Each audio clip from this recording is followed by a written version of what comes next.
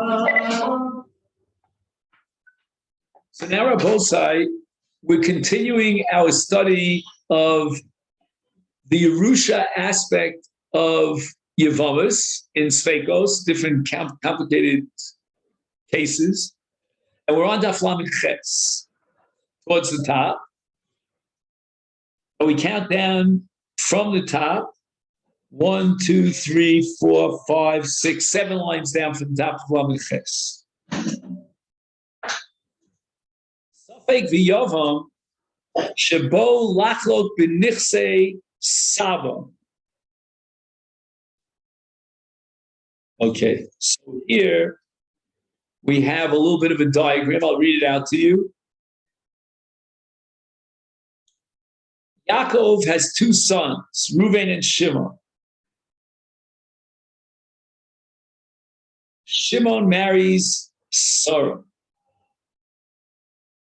and then he dies. Sarah falls for Yibum to Reuven. Reuven was Miyamim Sarah.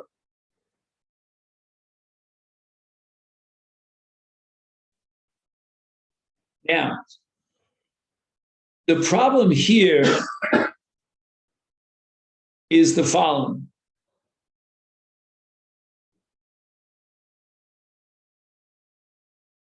Reuven jumped the gun. What do I mean? He was Miyabim Sarah after the death of Shimon, but immediately after the death of Shimon. So on the one hand, we want to give him a prize, for being Mekayim, the great mitzvah of Yibum. On the other hand, he messed up over here. Why? Because he should have waited 3 months, and he didn't do so. Now, as a result of the Yibum of Reuven with Sarah, a son was born, but again, it was immediately after the death of Shimon. Right? Shimon was married to Sarah. Shimon died. Sarah fell for Yibum to Reuven. And immediately after Shimon's death, Reuven was Miyabim Sarah. That son is what we call Safek. Why? He might be a Ben Techa Shimon. He might be the son of the deceased, Shimon. Or he might be Ben Shiva LeReuven. Or he might be the son of Reuven. So we don't know if he's the son of Reuven or the son of Shimon. Now Yaakov dies, the grandfather, the father of Reuven and Shimon. Again, Reuven is alive and well, Shimon is gone. So now we have a Safek, and we have Reuven, Mr. Safek and Mr. Reuven, were coming to fight over Yaakov's estate, the grandfather. The Safek claims that he is the son of the deceased.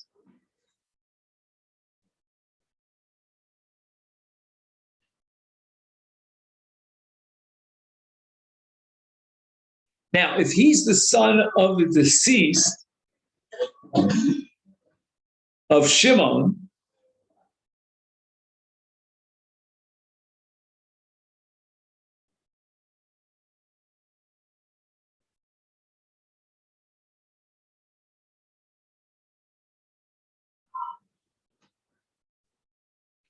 he's the son of Shimon. Just 1 second.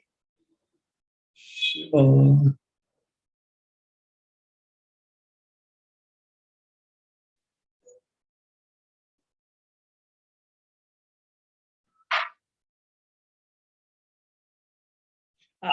Because since Yaakov had 2 sons, Reuben and Shimon died, the son of Shimon slips into the shoes of his father, which means that he gets half of the estate of Yaakov, splitting it with Reuven.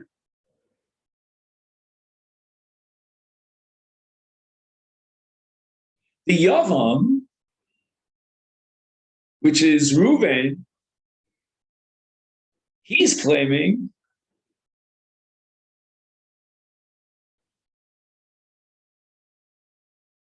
Atah b'ni, right?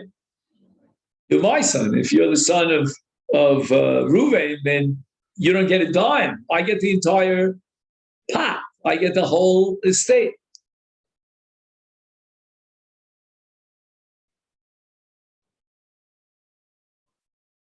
Now, Reuven has the upper hand over here because no matter how you slice the cake, Reuven, how you slice the estate, Reuven is definitely a Yorich. No one could question that. Even according to the suffix claim that he's the son of Shimon, it means he steps into the shoes of Shimon, he gets 50% of the estate. No one could deny the status of Reuven as a Yorich.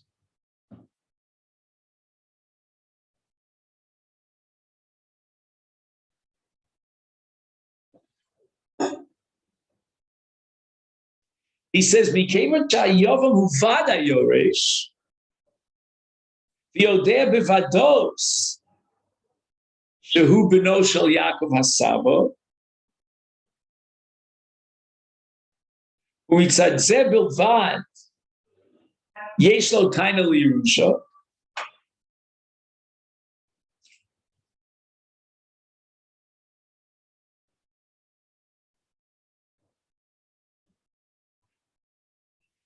However, as far as the suffix is concerned, he's not in a certain situation. Because if indeed he's the son of Reuven, he has no chelik in the Yerusha. And therefore we apply a principle called ein suffix motzi midei vada.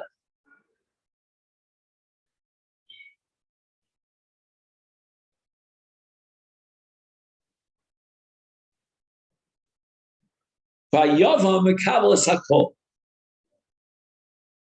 Do you hear this, Rabbi? It's a very, very strange halacha. And the Yavam is going to get everything because of a principle called ein suffix motzi midei vada. There's a 50% chance that the suffix should get half of this Yerusha, slipping into the shoes of, in quotes, his father, Shimon, again, on the side that he is the son of Shimon. So we called a Ben Tesha Larisha. No, I mean a Ben Shiva Larisha. So Chach, at least give him 25% in the Yerusha. In other words, the suffix says, look, Reuven, maybe you shouldn't call him by his first name, but Reuven, you take half of the estate. On the other hand, I have a claim that I'm a Yorich.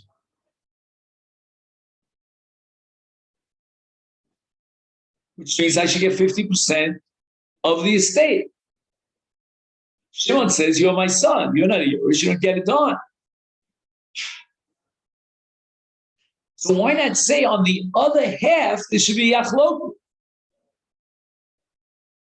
There's no machlokus here, no contention, no litigation necessary as far as Shimon inheriting half of the estate of his late brother, Reuven.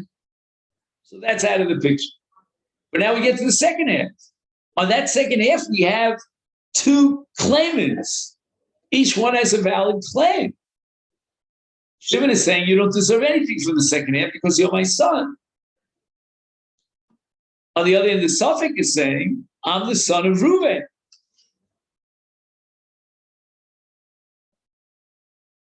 I'm a little confused. Yeah. Just goes back to the. Hey, you know what? If you don't mind, Steve, if you're not camera shy, because I this is the problem of teaching. Yeah. You know, can these guys see you? But we're talking about in Yevamot that the brother that's marrying the Yevama, having this child, is going to build up the first brother's, the deceased brother's name. Right. So what does that mean? doesn't that mean that his belongings should belong to this son regardless? What do we? Wait, so let's go over it again. Shimon died, correct? And Right. his wife Sarah fell for Yibum to Reuben. Right. So even if there's no softening, Is that the case? right. So let's say there's no softening. It's a regular case. Right. He marries her 5 months later. They have this child. What is the purpose of this child?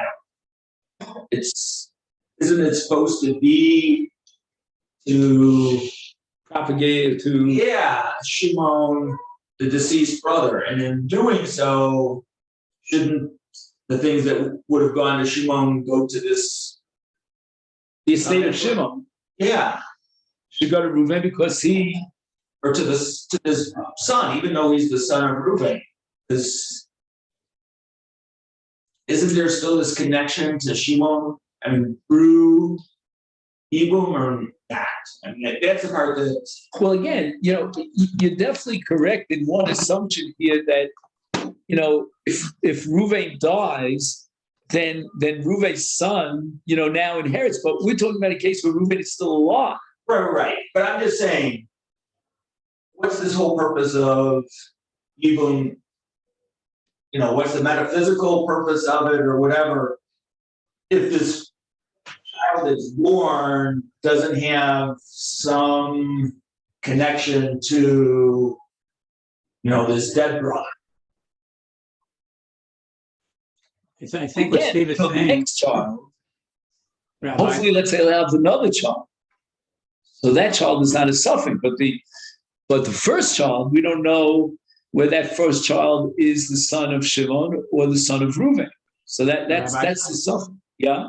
I think what Steve is saying, put the suffix aside, that on the assumption that, like you said, the baby's born 5 months after Shimon's death, or 9 months. All right, so it's definitely the son of Reuven. He wants to know what is the purpose of Yivum in the terms of the relationship between Shimon and the son of Reuven. It's my understanding it's just a continuation of the name of Shimon, to honor Shimon, right? But it has nothing to do with the laws of Yerusha. I think that's where Steve is trying to make the connection. He's questioning the laws of Yerusha, that it should follow the laws of Yevamot. Right. But let me ask you this, Owe. I don't feel secure yet in the actual case. So I want to go over this one more time just to get the scenario here down on the ground, right? Let's go over one very quickly. Yaakov dies and he leaves 2 sons, Shimon and Reuven. Correct? Then, if I understand correctly, what happens is that I just want to get the facts down on the ground. Shimon marries Sarah.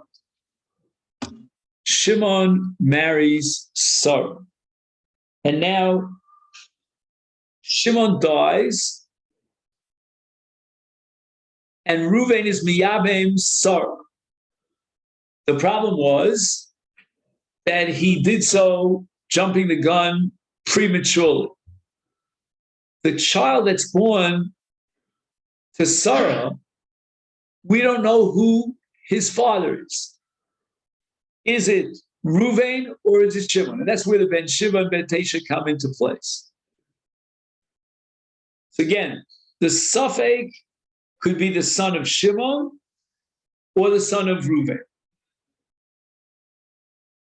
If he's the son of Reuven, then insofar as Reuven is alive and well, with the death of Yaakov, the grandfather, Reuven is the only Orich. Why? Because the suffix is the son of Reuven. So when Reuven comes and claims, you, my friend, are my son, listen, man, after I die, you can inherit, but right now I'm alive. So I'm going to inherit my father Yaakov. You don't have any position whatsoever. On the other hand, that suffix might be a ben Tishel Rishon, which means he's the son of Shimon. Shimon is the brother of Reuven and the son of Yaakov. The suffix now, insofar as on that 50% chance is the son of Shimon, he steps into Shimon's shoes. He should get 50% of the Yerusha. And in my mind, that's a valid claim. Why do we dismiss it? Because the Gemara is paskening in this case that the suffix gets nothing, zippo. His claim is that he should be a Yoresh, no less than Reuven, and he should get 50% of the estate of Yaakov because he's stepping into the shoes of Shimon. And that seems like a valid claim. But the bottom line is we're totally disqualifying that claim. The Yerusha of Yaakov's estate will go totally over to Reuven. And Reuven is going to point to the suffix and say, you're my son. Do we have it? At least, again, I just want to make sure we have the facts of the case. I find this a paradox. The suffix has a valid claim to half of the Yerusha. And he ends up with zero. I don't mind if you want to take that half of the Yerusha about which is a contention and divide it, which means that the suffix would end up with 25% of Yaakov's Yerusha, but Chach give him 25%. Why are you bumping him off completely? And that's where we have this principle called Ein Suffix Motzi Midei Vada. Again, I would say the Vada is only Vada on half the estate. Reuven definitely, no matter how you slice the cake, has rights to half of Yaakov's estate. He's definitely the son of Yaakov. Could it be that the suffix is the son of Yaakov as well, meaning he's the grandson of Yaakov, filling in for his late father Shimon? We don't know. But to say that Reuven is a Vadai on the entire Yerusha, the ganze Yerusha, that doesn't make any sense. Because there's a 50% chance that the suffix is like a ben, because he takes over the claim to the Yerusha of his late father, Shimon. Again, we don't know that his late father was Shimon. But Godski granted there's a 50% chance, so there's a real contention on half of the estate. First half we gave to Reuven, that's unquestioned. But the second half, we got a really a tug of war between Reuven and the suffix. Suffix claiming that he's the son of Shimon. Why do we totally disqualify him? So here's where we're introducing a new concept called Shem Yoresh. It's like we look at the estate as an entity, and then we ask ourselves, give me a list of Yorshim.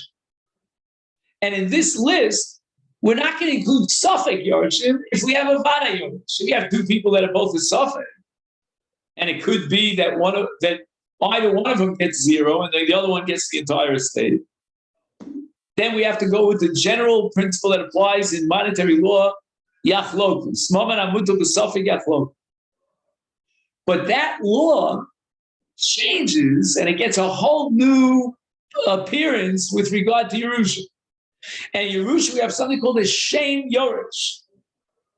Forget about the money right now. I want to know if you're wearing a badge that defines you, we call it a Chal Shem Gavra, as a Shem Yoresh. You're a Gavra HaYoresh, vis-a-vis this estate. Reuven, beyond the doubt, vis-a-vis the estate, has a Shem Yoresh. The suffix does not. His very status and Chal Shem as a Yoresh is in doubt. If he's the son of Reuven, he's not a Yoresh. Well, when Reuven will die, then we'll deal with it.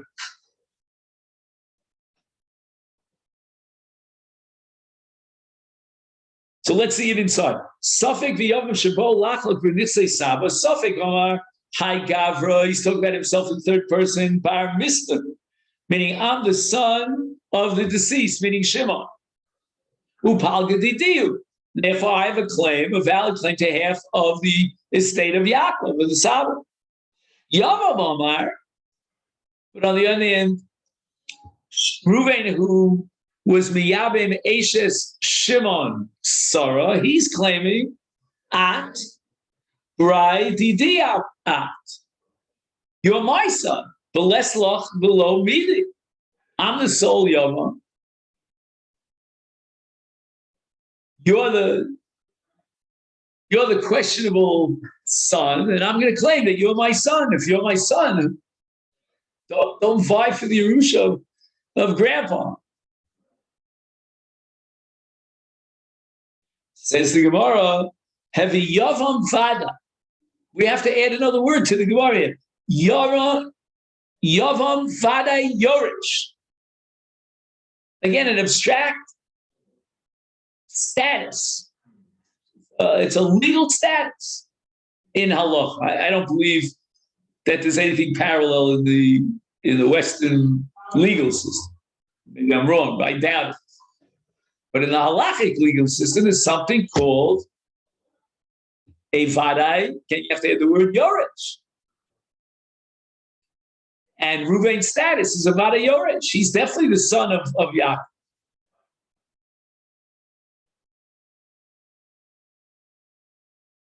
This Safek, Yishmo Kenu, is a Safek because he might not be the son of Shimon, he might be the son of Reuven. He's Ein Safek Motzi B'dei Vada.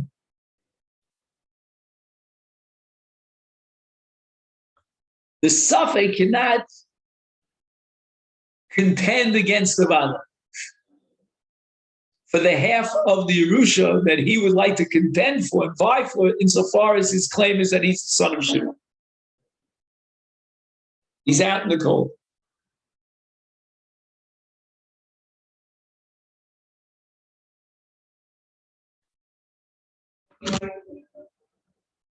If in fact this Safek was the son of Shimon, then there's no Yibum at all. So the whole mitzvah of Yibum doesn't apply. Again, we don't know that that's so, but I'm saying 50% chance tells me that there's no Yibum. Which means that Reuven has to bring a karban chatas for having a relationship with Sarah, who's the wife of his late brother Shimon. That's called Eishes Ach, it's a chiv kares. He violated that b'shogeg, and there's no Yibum over here. The Torah is mater Eishes Ach, but makom Yibum. Here there's no Yibum because Sarah was pregnant with Shimon's child, and Shimon did not die childless. There's no Yibum here, and hence Reuven's relationship to Sarah is that of an Eishes Ach. We don't know that to be true. Up in Shamayim, they know. So the claim of the Safek is that there was never a Yibum to begin with.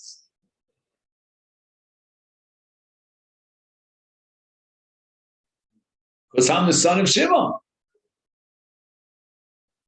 And my father did not die childless.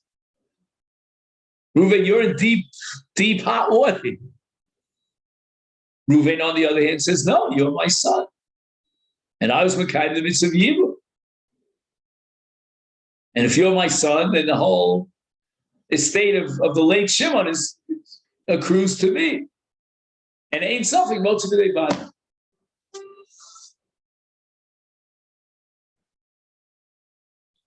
Okay, now we can go on to another case, another scenario.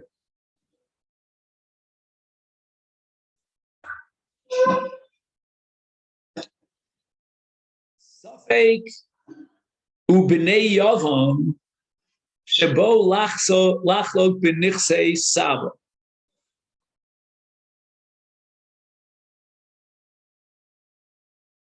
Okay, so again, I have a diagram here. Yaakov has two sons, Reuven and Shimon. And Reuven has two sons, Avram and Yitzchak. Shimon marries Sarah. Shimon dies without children, such that Sarah now falls for Yibum to Reuben.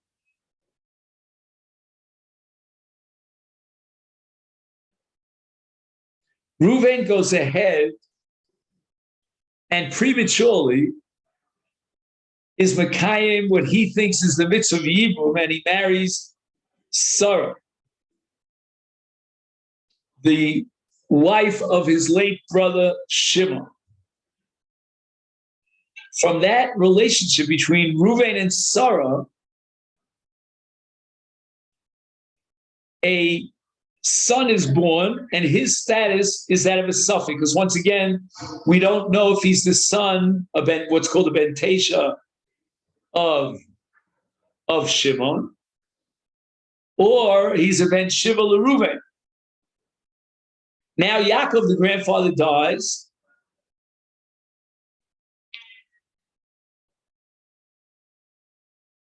And Reuven the Yavam dies. Now, Reuven, if you remember, had two sons, Avraham and Yitzchak.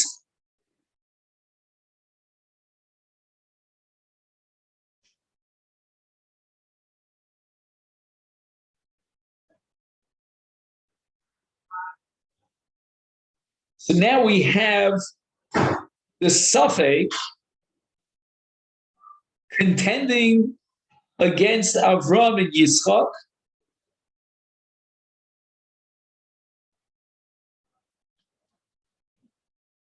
with regard to the Nichse Sab. The suffix says, I'm the son of Shimon. If I'm the son of Shimon, then I deserve,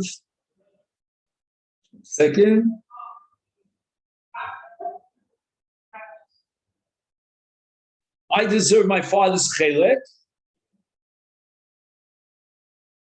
which again would be half of the estate of Yaakov.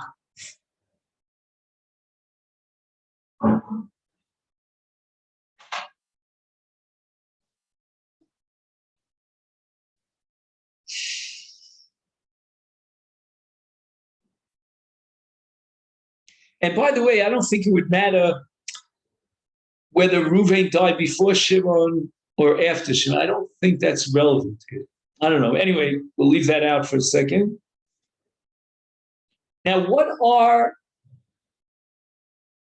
Avram and Yitzchak claiming? The Bnei Hayavam, as they're called.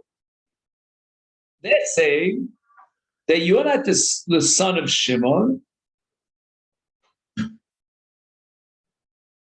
You're the son of our father Reuven, which means you're my brother. You're our brother.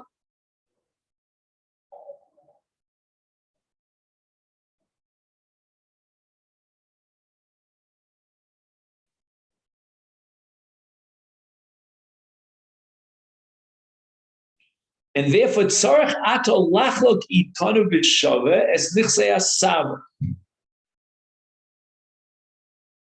Meaning you should get only 1/3 and not half, if I have this correct. Again, the suffix is claiming half of the estate of Yaakov as the son of Shimon. The sons of Reuven, Avram and Yitzchak, are claiming that the suffix is the son of Reuven, meaning he's our brother.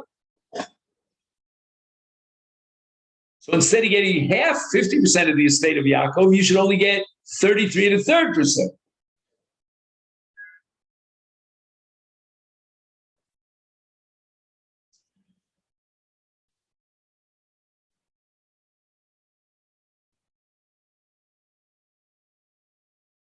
And so far, so clear, right? Because if the suffix is the son of Reuven, then Avram, Yitzchak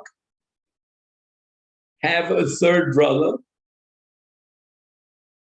the suffix, if he's the son of Reuven, and they each get 1/3.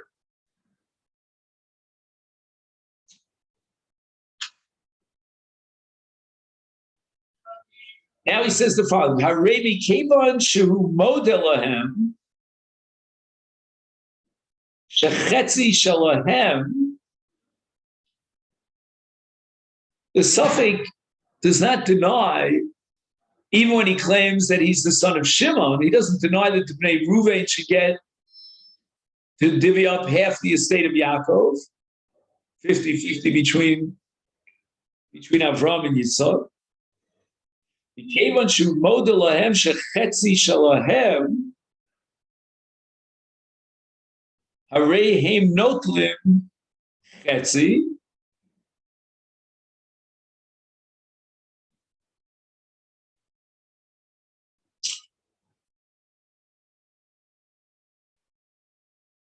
ומכיוון שהם מודים לו ששליש שלו, הרי מקבל שליש.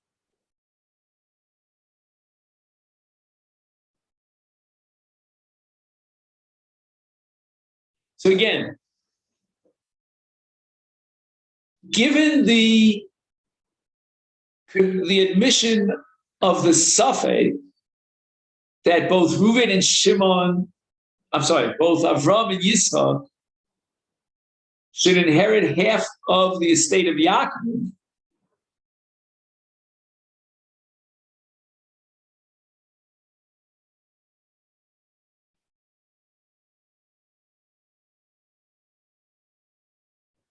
so they have half the estate. Now, let's talk about the other half of the estate of Yaakov. And Avram and Yitzchak are saying that you're a brother. Right? You're the son of Reuben, our father. So if that be the case, you get 1/3 of the Yerusha.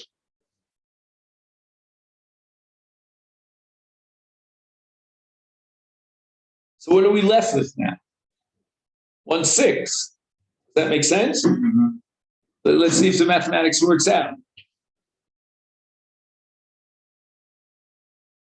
You want to write it on the board?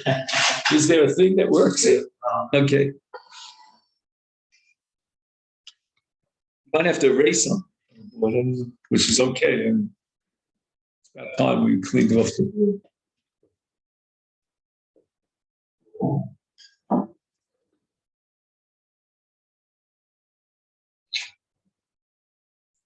So where'd you start? So the two brothers are guaranteed 1/4 of the estate. And the Suffolk brothers guarantee 1/3 of the estate. Let's go over that last point. The third brother, we call him the Suffolk. He's asking for half, right? but he's getting definitely should get 1/3 at the least, which is 4/12. which is 4/12. So if we add 3, 3, and 4, We get 10/12. we get 10. Right? 3, 3, and 4. 3, 3, and 4 is 10. Does everybody agree with that? Any dissension on? And then if we subtract that from the total, there's 2/12 left, 1/6 of the estate that's in dispute. Okay, good. Now what happens with that 6? He says the following. Vashishis hanosefet, that last 1/6, which we call 2/12, right?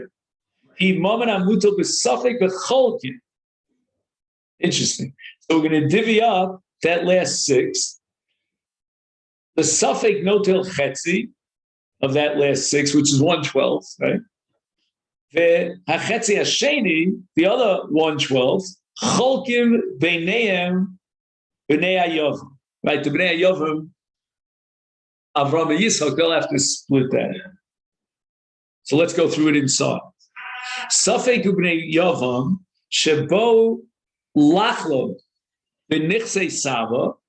Safek Amar Hu Gavra bar Misnahu. I'm the son of Shimon of Palgadidiu, and I should inherit half of the estate of Yaakov. Ubnei Yevamot Amri Achuna at. You're our brother. You're the son of Reuben, our father. Umanasa Islach Bada. You have a chelik amongst all of us, which would mean that you should get the same portion that we get. And how do we call that? We call that 3/12 and 3/12. Right, 3 and 3 is 6 and 4. Just 1 second. Why do we?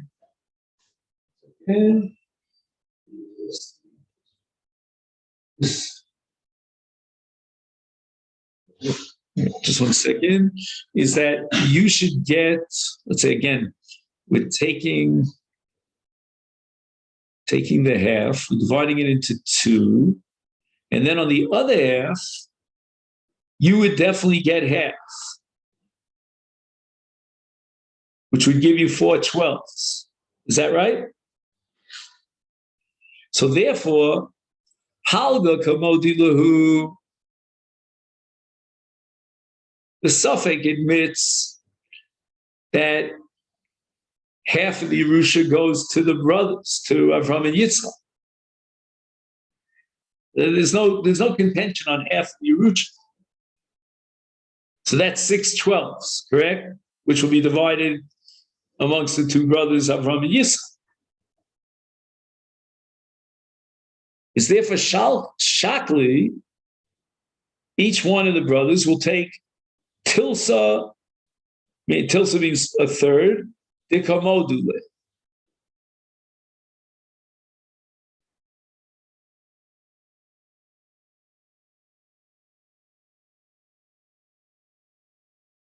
I'm sorry, I should have put a period.